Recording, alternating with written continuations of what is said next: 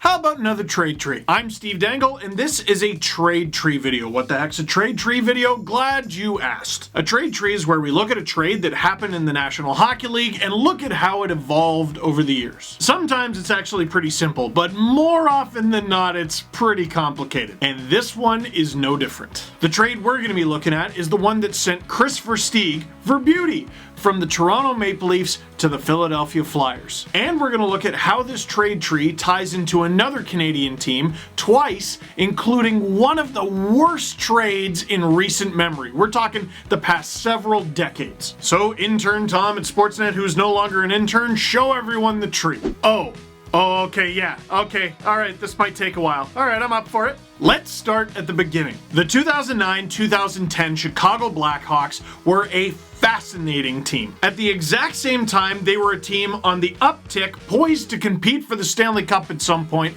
and a team with a definitive shelf life. That team was going for it. They were gearing up to win the 2010 Stanley Cup, and whether they won it or not, they were going to have to say bye to big pieces of that team. Man, Andrew Ladd was on the Blackhawks, Dustin Byfuglien was on the Blackhawks, mostly as a forward, and so was Kris Versteeg. And Verbeauty helped put up 14 points in 22 playoff games en route to a Chicago Blackhawks Stanley Cup. Thank you very much for your service. Here's your ring, and you've been traded. The Chicago Blackhawks traded Kris Versteeg to the Toronto Maple Leafs in exchange for 3 young pieces: Chris DiDomenico, Philippe Paradis, and Viktor Stalberg. Now, 2 of those pieces the Leafs didn't end up missing too much. Chris DiDomenico was a 6th round pick, but he ended up playing for the World Juniors and had a great performance. He was this up-and-comer until a broken leg sidetracked his career. It would take him many seasons of toiling all over the place, but Chris DiDomenico did end up making the NHL years later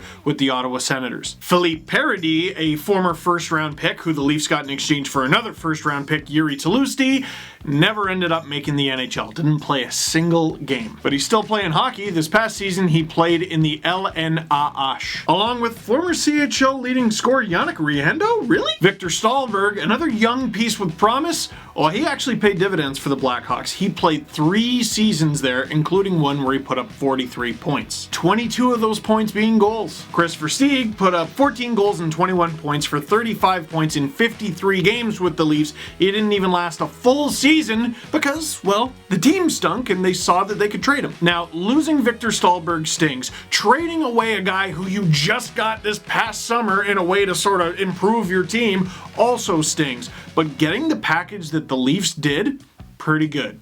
From the Philadelphia Flyers, the Leafs acquired a 2011 1st round pick and a 2011 3rd round pick. I'm sorry, but if you have a chance to get a 1st and a 3rd for a guy who scored 14 goals for you, do it. Steve, I've already seen a few of these videos. I know this is the part where you break my heart by telling you who the Leafs picked with those picks.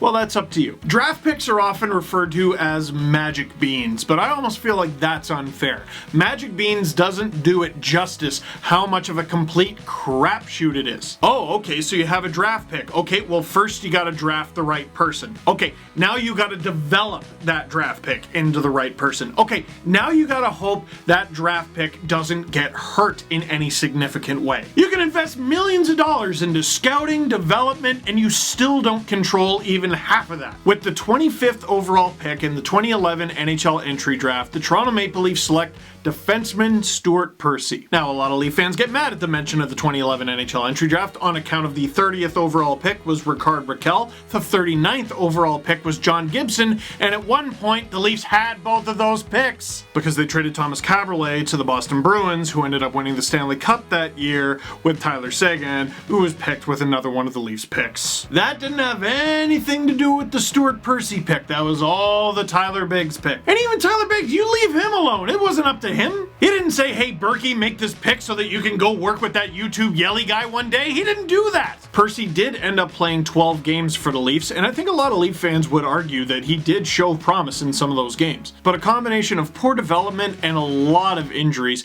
kept him from being a mainstay in the NHL. You're also forgetting that the Leafs got another pick in that deal, that being the 3rd round pick that they used to select Josh Leivo, who the Leafs played all the time and did well with. And by that, I mean they forced him to eat popcorn for like 2 years before trading him to the Vancouver Canucks, where he turned into a goal-scoring god. The LA Kings selected Nick Shore 4 picks before Leivo. Maybe Babs would have played him. Sorry, that's neither here nor there. Anyway, wrapping up the Leafs side of things, for now, what did Percy and Leivo turn into? When he became a restricted free agent, Percy wasn't even given a qualifying offer, which I'm still mad about. Over 6 NHL seasons with the Toronto Maple Leafs, Josh Leivo only played...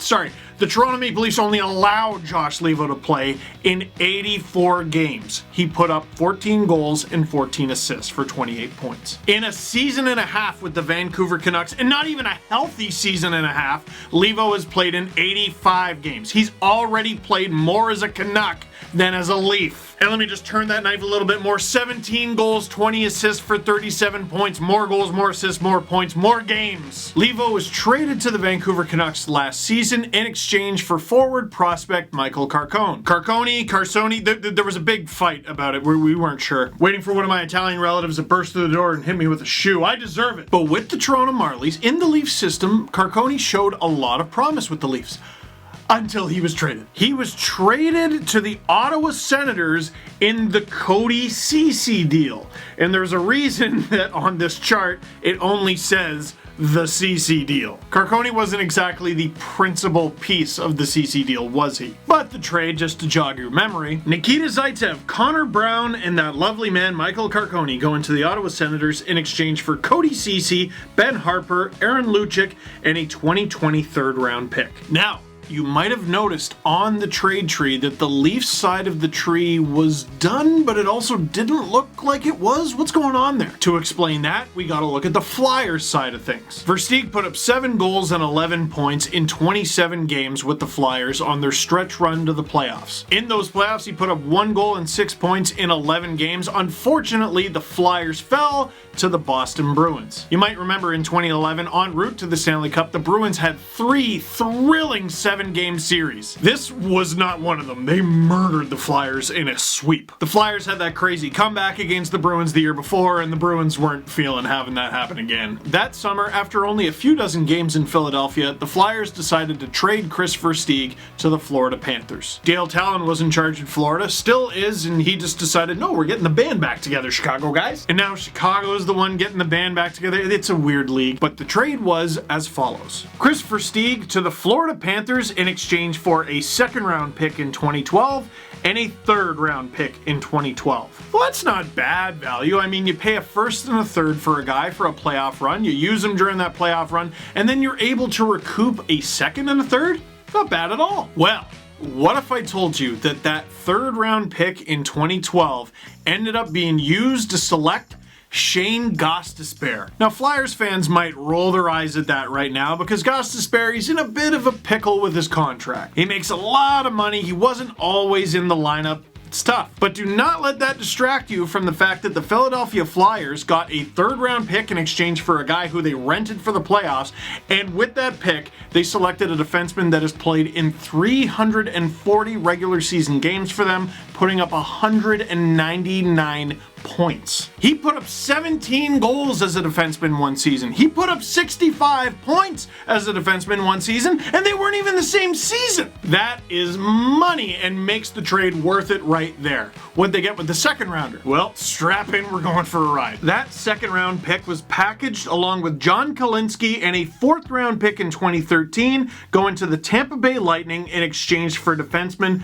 Pavel Kubina. The Tampa Bay Lightning took the 2nd-round pick that they got in that trade for Pavel Kubina and used it to select Brian Hart, who has yet to win the Hart Trophy for them. He played for the Maine Mariners of the ECHL this past season. The previous season, he was with the Dundee Stars in Scotland. And if you've never been to the mighty Dundee, then don't make fun. But that 4th-round pick in 2013, its journey's not done. The Tampa Bay Lightning traded that 4th-round pick in 2013 along with Corey Conacher to the Ottawa Senators in exchange for Ben Bishop. Now, some of you might be really young and you might be wondering, Ben Bishop was on the Sens? Yeah, he was on the Blues too. For a goalie who's been great for a pretty long time, Ben Bishop has moved around a lot. And to get Corey Conacher in return, Oof. Especially because after a few years of playing in the minors and in Europe, Corey Conacher found an NHL home again. He played there this past season, back in Tampa. But during the lockout-shortened 2013 season, Corey Conacher was a budding star. Small in size, not in scoring ability though. 24 points in 35 games. Tampa took that tantalizing potential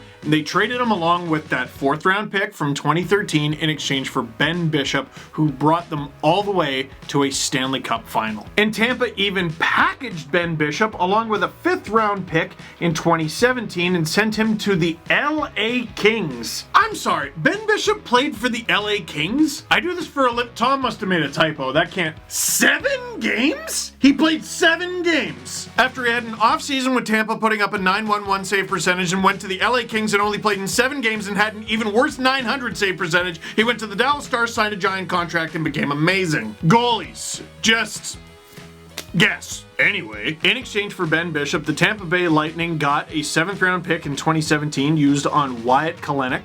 They got goaltender Peter Budaj. They got a conditional pick in 2017 and Eric Cernak, who is still on their team today. Actually, at 6'3", 230 pounds and 22 years old, he is not a bad piece for the Lightning at all. Now, that 2013 4th round pick, it finally got used. Yeah, someone actually drafted a player with it.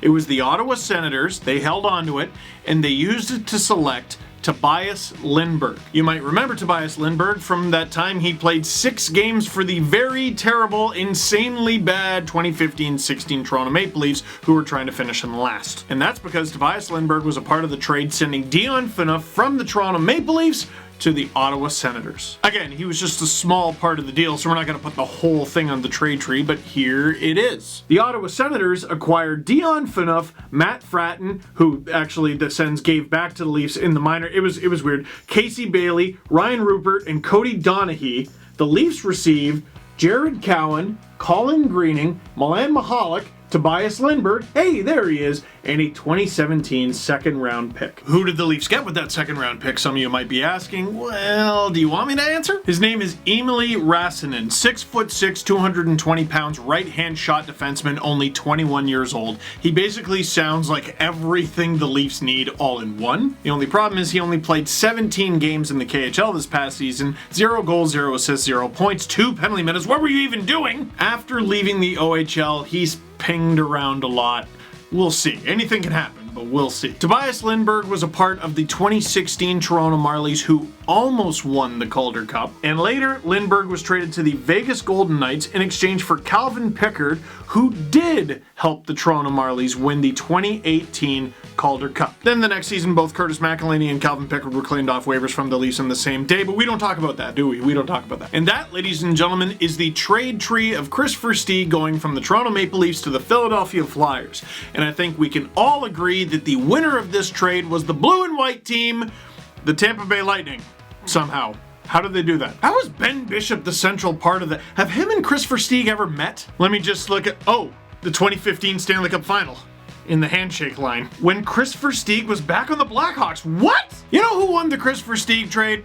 Kris Versteeg. Hands down. If that's not having your cake and eating it too, I don't know what is. He got traded away from the Blackhawks and he still managed to win 2 of those 3 cups. And that's a wrap for this trade tree. Leave a comment in the comment box down below. What'd you think of this one? And which trade tree would you like us to tackle next? We're taking suggestions. Now that is it for this one. Thank you very much for watching. Click like if you like this video. Click subscribe if you really liked it. Tell all your friends to stop trading Ben Bishop.